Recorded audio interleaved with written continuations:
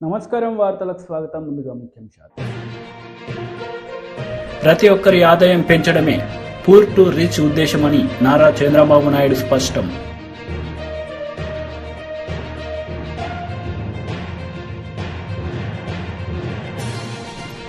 ఘనంగా brother Anil YS Sharmila కుమారుని వివాహం. హాజరైన ముఖ్య నేతలు.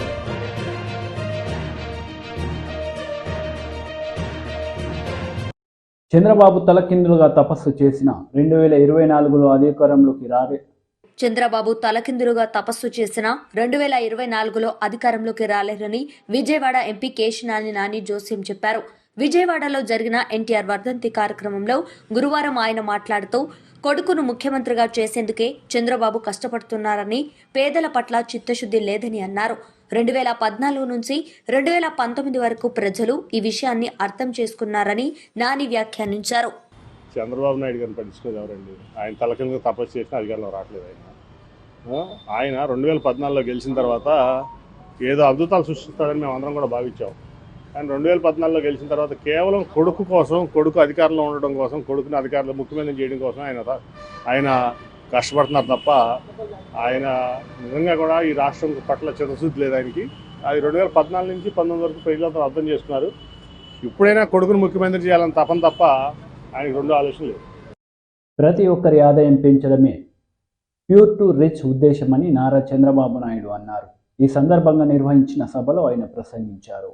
స్టెప్ ముందుకు పోతున్న పేరు కూడా నేను ఆలోచిస్తున్న P4 అని మన వాళ్ళు చెప్తున్నారు. ప్రభుత్వం, ప్రైవేట్, ప్రజలు భాగస్వామ్యం. ఇది నలుగురు కలిసి చేసేది. ప్రభుత్వం ఇచ్చే డబ్బులు ఇస్తుంది, ప్రభుత్వం ఒక రెగ్యులేటర్గా పనిచేస్తుంది, ఫెసిలిటేటర్గా పనిచేస్తుంది. అదే మాదిరిగా ప్రైవేట్ వ్యక్తులు కూడా ఇప్పుడు కొంతమందికి ఇక్కడే ఒక కృష్ణారెడ్డి గారు మెగా ఉన్నారు. మీ పక్క మండలమే, ఈ మండలమే పామరే అనుకుంటా, గుడివాడ మండలం, గుడ్లవల్లేరు, జోగుపల్లిలో ఆయన బాగా వ్యాపారం చేశాడు, డబ్బులు ఉన్నాయి. ఒక 30-40 కోట్ల రూపాయలు లేదంటే ఇంకా ఎక్కువ పెడుతుంటాడు. 50 కోట్ల రూపాయలు సంవత్సరానికి CSR కింద పెడతాడు. ఆ 50 కోట్లు తీసుకొని ఒక 50,000 కుటుంబాలను అడాప్ట్ చేసుకుని ఒక CEO అని పెట్టి 50,000 కుటుంబాలని ఒక 5 ఏళ్లలో పైకి తేగలిగితే, ఒక కంపెనీ ఎట్లా పైకి తీసుకొస్తారు ఆ విధంగా చేయగలిగితే ఎంత మార్పు వస్తుందో మీరే ఆలోచించండి. ఈ ప్రాంతంలో పుట్టిన వ్యక్తి ఈ ప్రాంతానికి అది చేయగలిగితే దానికంటే జీవితంలో ఇంకొక సాటిస్ఫాక్షన్ ఉండదు. అది చేపించేదానికి ఈ కార్యక్రమాన్ని నేను చేపడుతున్నానని చెప్పి కూడా నేను మీకు తెలియజేస్తున్నా. ఈ విధంగా చాలా మంది వాళ్ళ శక్తి సామర్థ్యం బట్టి అడాప్షన్ ఇవన్నీ చేసుకోవాల్సిన అవసరం ఉంది. మీకు మనుషులే కాకుండా మీకు ఆస్తి, భూమి ఉంటే భూమి, వ్యాపారం ఉంటే వ్యాపారం, అదే మాదిరిగా మీకుండే చేతి వృత్తులు, కుల వృత్తులు ఏ పనులు చేస్తున్నారో ఆ పనిలోనే కెపాసిటీ బిల్డింగ్. ఇప్పుడు మన వాళ్ళు ఒక బండి తీసుకొచ్చి పెట్టారు. తోపుడు బండి ఉండేది. తోపుడు బండిలో చాలా ఇబ్బందులు. అది తొయ్యాలి. ఇది బ్రహ్మాండంగా ఇదైపోతుంది. స్కూటర్ మారిగా ఉంటుంది. ఎక్కడ కావాలి ఇక్కడ వెళ్ళొచ్చు, ఎక్కడ కావాలి బండి ఉంటుంది, క్లీన్గా ఉంటుంది. వస్తువులు కూడా హైజీనిక్గా పెట్టచ్చు. 5 స్టార్ హోటల్లో తిరుబండారాలు ఏ విధంగా ఉంటారో ఆ విధంగా ఈ బండిలో పెట్టుకొని తిరిగే పరిస్థితి వస్తుంది. అది ఒక చిన్న మాడిఫికేషన్ మాత్రం. అక్కడ మీరు 50 రూపాయలు 100 రూపాయలు రోజు సంపాదిస్తే దీంట్లో 300-400 రూపాయలు ఈజీగా సంపాదించే పరిస్థితి వస్తుంది. ఇట ప్రతి ఒక్క వ్యాపారంలో కానీ వృత్తిలో కానీ ఇలాంటివన్నీ తీసుకురావాలని ఒక విధంగా ఆలోచిస్తే మీకుండే ఇప్పుడుకుండే స్పాన్సర్ చేసే వాళ్ళు, మెంటరింగ్ చేసే వాళ్ళు గుర్తుపెట్టుకోవాల్సింది ఇది ప్రూఫ్ ఆఫ్ కాన్సెప్ట్. ఇది ప్రారంభం మాత్రం. దీనికి ఇంకా కొంచెం టైం పడుతుంది. అందరి ఆలోచనలు తీసుకొని ప్రపంచంలో ఒకప్పుడు మీరు ఆలోచిస్తే ఎప్పుడు కూడా రోడ్లు అధ్వానంగా ఉండేటివి ఇండియాలో. నేను మలేషియాకు పోయాను. చిన్న దేశం మలేషియా, 2 కోట్ల జనాభా. ఆ దేశానికి పోతే ఒక రోడ్డు ఈస్ట్ వెస్ట్ కారిడార్ చూశాను. 8 లేన్ రోడ్డు BOT కింద వేశారు. అది చూసిన తర్వాత నాకు అనిపించింది అప్పట్లోనే 110 కోట్ల జనాభా మన దేశానికి ఒక్క రోడ్డు సరిగా లేదు. ఆ రోజు ప్రధానమంత్రి వాజ్పేయి గారి దగ్గరికి వచ్చి మనం కూడా ఇలాంటి రోడ్లు వేయాలంటే డబ్బులు ఎక్కువ ఉన్నాయంటే, కాదు ఆలోచన ఉంటే డబ్బులు వస్తాయి, రోడ్డు అవుతుంది, మనం వేద్దామని వేస్తే ఫస్ట్ బిట్ వేసింది నెల్లూరు నుంచి చెన్నై వరకు వేసాం. అది వేసిన తర్వాత ప్రూఫ్ ఆఫ్ కాన్సెప్ట్ బాగుందంటే అక్కడి నుంచి దేశం అంతా గోల్డెన్ క్వాడ్రిలేటరల్ రోడ్ వచ్చింది. ఇప్పుడు ఊరికి నేషనల్ హైవేస్ వచ్చాయి. 2 lane, 4 lane, 6 lane, 10 lane express వేస్ మీరు వేరియస్ వచ్చాయి. ఆ ఆర్గనైజేషన్కి ఇప్పుడు 1,00,000 కోట్ల రూపాయలు డబ్బులు ఉన్నాయి. అంటే డబ్బులు సంపాదించడం పెద్ద కష్టం కాదు. అందుకనే మీరు చూస్తే హైదరాబాద్లో 1 రూపాయి ఖర్చు పెట్టకుండా ఇంటర్నేషనల్ ఎయిర్పోర్ట్ కట్టాం. దానికి 1 రూపాయి ఖర్చు లేదు. ఒక పాలసీ ఇచ్చాం, green field airport private public partnership. వాళ్ళు డబ్బులు తెచ్చారు, ఎయిర్పోర్ట్ కట్టారు, గవర్నమెంట్ రెగ్యులేట్ చేసింది. ఇప్పుడు హైదరాబాద్కి బ్రహ్మాండంగా సంపద వస్తా ఉందంటే ఆ ఎయిర్పోర్టే కారణం. అలాంటి జరిగే పరిస్థితికి వచ్చింది. ఇదంతా కూడా రివర్స్ డబ్బుల్లో మార్కెటింగ్ చేసి యాడ్స్ ఇవన్నీ పెట్టి తిప్పుతా ఉంటే దానివల్ల యాడ్ మనీ అవన్నీ వస్తాయి. అనేక మార్గాలు, 20 సంవత్సరాలు సోలార్ కూడా పెట్టుకోవచ్చు. సోలార్ పెట్టుకుని కరెంట్ కూడా అవసరం లేదు, జలసగా తిరిగే పరిస్థితి వస్తుంది. ఇలాంటి చాలా ఆలోచనలు ఉన్నాయి, అవన్నీ నేను మాట్లాడతాను మళ్ళీ. ఇప్పుడు ఇక్కడ నేను మిమ్మల్ని కోరేది ఏంటంటే, ఈరోజు మనందరం కూడా ఇక్కడ ఉండే వాళ్ళందరూ మీరు ఆలోచించాల్సింది, ప్రతి ఒక్క కుటుంబానికి ఒక విజన్ తయారు చేసుకోవాలి. మీరు వాళ్ళ ఆస్తులు ఏమున్నాయి, మనుషులు ఎంతమంది, ఏ వయసులో ఉన్నారు, వాళ్ళు ఏం పని చేస్తున్నారు, ఆ పని కానీ ఇంకొక పని కానీ చేస్తే వాళ్ళ ఆదాయం ఎట్ట పెరుగుతుంది, దానికి కావలసిన మెళకువలు ఏం కావాలి, స్కిల్స్ ఏం కావాలి, వాళ్ళకి ఎట్లా నేర్పించాలి, అవి మీరు నేర్పిస్తే ఆటోమేటిక్గా వాళ్ళ ఆదాయం పెరిగే పరిస్థితి వస్తుంది. ఆ ఊర్లో పిల్లలు ఉన్నారు, ఇంటర్మీడియట్ చదువుతున్నారు. ఇంటర్మీడియట్ అయిన తర్వాత ఏం చదివిస్తే ఉపయోగపడుతుందో, ఏ కాలేజ్ చదివించాలో మీరు ప్లాన్ చేసి మీ పిల్లల్ని ఏ విధంగా చదివిస్తారో అదే విధంగా ఈ పిల్లల్ని మీరు చదివించగలిగితే అక్కడి నుంచి మీరే చూడండి మార్పు ఇంకా ఆటోమేటిక్గా వస్తుంది. అది జరగాలి. ఇది అయిన తర్వాత ఎందుకు ఎన్టీఆర్ మెమోరియల్ ట్రస్ట్ నేను పెట్టానంటే, ఎన్టీఆర్ మెమోరియల్ ట్రస్ట్ కోఆర్డినేట్ చేస్తాం, మీకు పోటీ పెడతాం, మంచి వ్యక్తుల్ని సన్మానం చేస్తాం, మళ్ళా ఈ ఊర్లో చేస్తాం, అవసరమైతే రాజధానిలో చేస్తాం. ఎప్పటికప్పుడు మిమ్మల్ని గుర్తించి మీరు చేసిన సేవల్ని, మీరు చేసే పనుల్లో బెస్ట్ ప్రాక్టీసెస్ని బయట ప్రపంచానికి. బ్రదర్ అనిల్ వైఎస్ షర్మిల కుమారుని వివాహం ఘనంగా జరిగింది. ఈ వివాహానికి పలువురు నేతలు హాజరయ్యి వధూవరులను ఆశీర్వదించారు.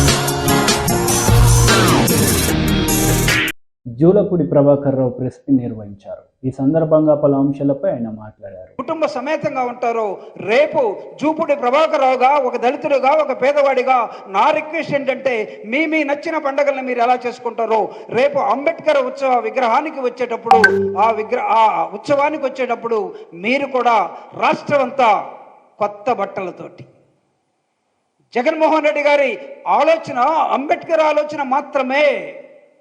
ఈ దేశం అంబేద్కర్ని అనుసరించబోతా ఉన్నది.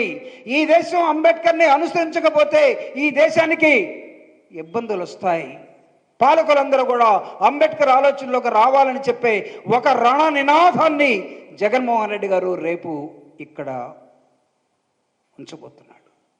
ఆ రణ నినాదాన్ని అందుకోవటం కోసం నేను ఇందాక ఇప్పటిదాకా కొన్ని వేల లక్షల కోట్ల విగ్రహాలు అక్కడక్కడ ఊరి బయట పల్లెల్లో పెట్టుకున్నటువంటి మనం ఆ విగ్రహాలు మొత్తానికి ఒక పవర్ సెంటర్గా, ఒక పెద్ద విద్యుత్ కేంద్రంగా నగరం విజయవాడ నడిబొడ్డున స్వరాజ్య మైదానంలో ప్రతి ఒక్కడు తలెత్తుకొని చూసే విధంగా, తల దించి చూస్తే కనపడదు. ఇష్టం లేని వాళ్ళు కూడా తలెత్తి చూడాల్సిందే. తలెత్తినప్పుడల్లా చూసేది అంబేద్కర్ని, గుర్తొచ్చేది జగన్మోహన్ రెడ్డి గారు. ఇదిగో 1000 ఏళ్ల ఉద్యమానికి ప్రారంభంగా ఈ విగ్రహాన్ని చూడమని నేను కోరుతున్నాను. ఇంతకాలం ఉద్యమాలు జరిగాయి సమానత్వం కోసం, స్వేచ్ఛ కోసం, ఫ్రెటర్నిటీ కోసం, ప్రజాస్వామ్య విలువల కోసం. కానీ ఈ విగ్రహ ఆవిష్కరణ మరుసనాడు నుంచి ఇంకొక 1000 ఏళ్ల ఉద్యమానికి జగన్మోహన్ రెడ్డి గారు అంకురార్పణ చేస్తున్నాడు. డాక్టర్ బాబాసాహెబ్ అంబేద్కర్ మాత్రమే ఈ సమాజానికి, ఈ దేశానికి శరణ్యం. ఆయన ఇచ్చినటువంటి రాజ్యాంగం మాత్రమే మనం పాటించి సమానత్వం తీసుకురావాల్సిన ఆవశ్యకత ఉన్నదని జగన్మోహన్ రెడ్డి గారు ముఖ్యమంత్రిగా చెప్పబోతున్న అనేకమైన అంశాలను వినటం కోసం, తర్వాత ఆయన్ని మనం చూడటం కోసం మాజీ మంత్రి శ్రీనివాస్ గౌడ్ మీడియా సమావేశం నిర్వహించారు. ఈ సందర్భంగా పలు అంశాలపై ఆయన మాట్లాడారు. ఎక్కువ సంతోషపడే వ్యక్తులు ఎవరు లేరు. కేసీఆర్ కన్నా ఎక్కువ సంతోష వ్యక్తి ఎవరు లేరు. మాకన్నా ఎక్కువ సంతోషపడే వ్యక్తులు కూడా ఎవరు లేరు. కనుక మరి అవన్నీ పార్లమెంట్ ఎన్నికలను దృష్టి పెట్టుకొని పార్టీని బలోపేతం చేసుకుంటూ పార్టీ కార్యక్రమాలు నిర్వహించుకుంటూ మరి వచ్చే పార్లమెంట్ ఎన్నికల్లో మన వ్యూహాలను ఒక్కొక్కటి ముందుకు తీసుకెళ్తూ ఒక్కొక్క హామీలు, ఒకవేళ నోటిఫికేషన్ లోపలనే హామీలు నెరవేరితే సంతోషం, నెరవేరకపోతే ఎట్లా, ప్రభుత్వాన్ని మనం ఎట్లా అని చెప్పి ఆ దిశగా మనం ముందుకు పోవాల్సిన అవసరం ఉంది. కనుక ఈరోజు మా ఎంపీ గారు కూడా గత 5 సంవత్సరాలుగా వారు ఒక సౌమ్యంగా పనిచేసి మరి వారు 5 సంవత్సరాలు వారు కూడా అనేక సమస్యలు పార్లమెంటు వేదికగా వారు ఎన్నో సమస్యలు అడగడం జరిగింది. మరి మా ఎమ్మెల్యేలు అందరూ కూడా ప్రతి నియోజకవర్గంలో ఇంత అభివృద్ధి చేసినా, ఇన్ని అభివృద్ధి కార్యక్రమాలు నిర్వహించినా మరి ఆ వేవ్ అనేది, గాలి అనేది అట్లా వచ్చేసింది. ఆ వేవ్లో పక్కల కర్ణాటక ఎలక్షన్ కావడం, అక్కడ ఏం జరుగుతుందో హామీలు నెరవేరినాయా లేదా అని తెలుసుకోకపోవడం, వీరు ఇచ్చిన హామీలు జరుగుతాయనేటువంటి నమ్మకం రావడం, రకరకాల కారణాల వల్ల మరి ప్రజలు కాంగ్రెస్ పార్టీకి ఓటు వేయడం, మరి 9 రోజుల్లో చేస్తున్నవి ఇప్పుడు కాకపోవడం ప్రజలకు అర్థమవుతోంది. కనుక ఖచ్చితంగా ఇవన్నీ ప్రజల దృష్టికి తీసుకొచ్చి అత్యధిక మెజార్టీతో పార్లమెంటు సభ్యునిగా గెలిపించుకోవడం దిశగా ముందుకు పోవాలని చెప్పి రాష్ట్రం మొత్తాన్ని కూడా కేసీఆర్ పిలిపించారు. కనుక ఈరోజు సమీక్ష సమావేశం నిర్వహించడం జరిగింది. తదుపరి కార్యక్రమం ఎట్లా చేయాలని చెప్పినది మా కేసీఆర్ గారి ఆదేశాల మేరకు మా కార్యనిర్వాహక అధ్యక్షుడు కేటీఆర్ గారు సందేశాన్ని ఇస్తారు. ఖచ్చితంగా మంచి చేస్తే, ఇవన్నీ హామీలు నెరవేరిస్తే స్వాగతిస్తాం. ఖచ్చితంగా మేము తెలంగాణ అభివృద్ధి కావాలని తెలంగాణ తెచ్చుకున్నాం. వివక్ష లేకుండా నీళ్లు, నిధులు, నియామకాలతో పాటుగా తెలంగాణ అన్ని రకాల అభివృద్ధి కావాలని అనుకున్నాం. ఈరోజు కాంగ్రెస్ పార్టీ ఇవన్నీ చేస్తామంటే, ఇచ్చిన హామీలను నెరవేరిస్తే అందరికన్నా ఎక్కువ సంతోషపడే వ్యక్తులం మేము. మరి అవి ఎంతవరకు నెరవేరుస్తో చూసి దాని తర్వాత నెక్స్ట్ మా నాయకుని ఆదేశాల ప్రకారం చేస్తాం.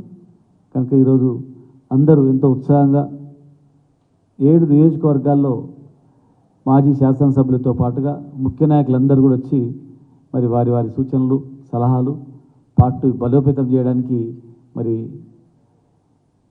అనేక సూచనలు ఇవ్వడం జరిగింది. కనుక ముఖ్యమంత్రి గారితో అన్ని నియోజకవర్గాలు అయిపోయిన తర్వాత మళ్ళీ నెక్స్ట్ ఏం చేయాలనే కార్యక్రమాన్ని వారి ఆదేశాల మేరకు ముందుకు తీసుకెళ్తామని చెప్పని మరి వచ్చిన పెద్దలందరికీ మనస్ఫూర్తిగా MLA Kodali Nani press meet నిర్వహించారు. ఈ సందర్భంగా చంద్రబాబు నాయుడుపై మండిపడ్డారు. ఇంకా 100, 150, 200 కోట్ల రోడ్ల అవసరాలకు ఉన్నాయి. ఆ రోడ్లు తప్పించి ఇంకా గుడివాడ నియోజకవర్గంలో నిర్మాణం చేయడానికి ఎటువంటి కార్యక్రమాల్లో డీబీటీ స్కీముల కింద 2,000 కోట్ల రూపాయలు ప్రభుత్వం నుంచి ఇచ్చాం.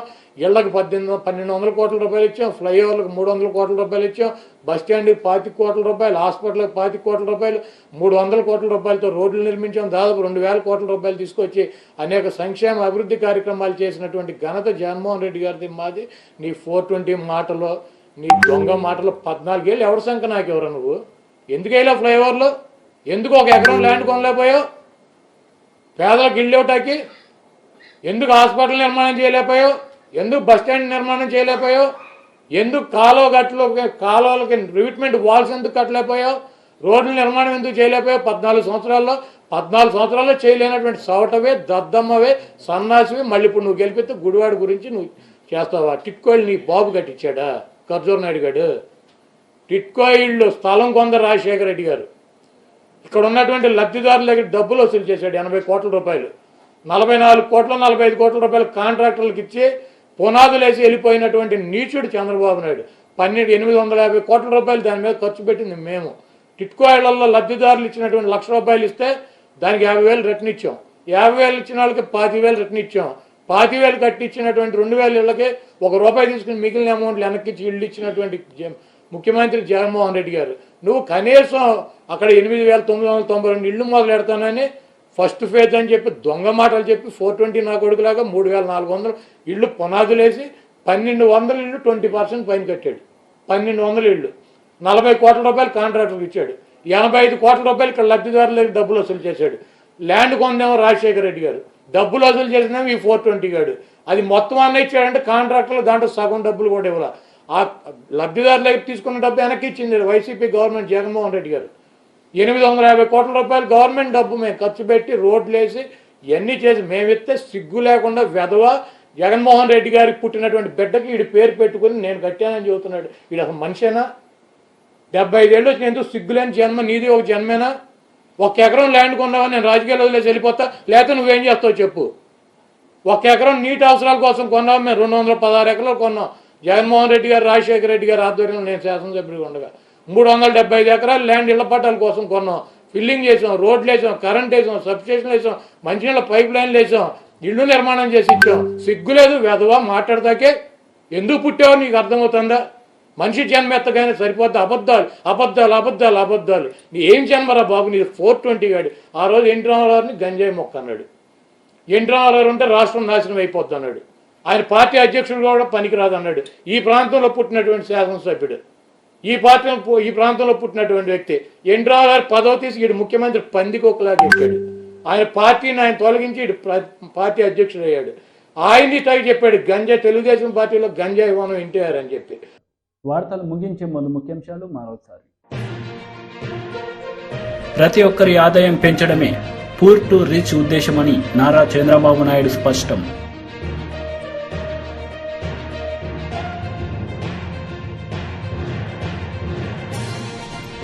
ఘనంగా బ్రదర్ అనిల్ వైఎస్ షర్మిల కుమార్ని వివాహం. హాజరైన ముఖ్య నేతలు.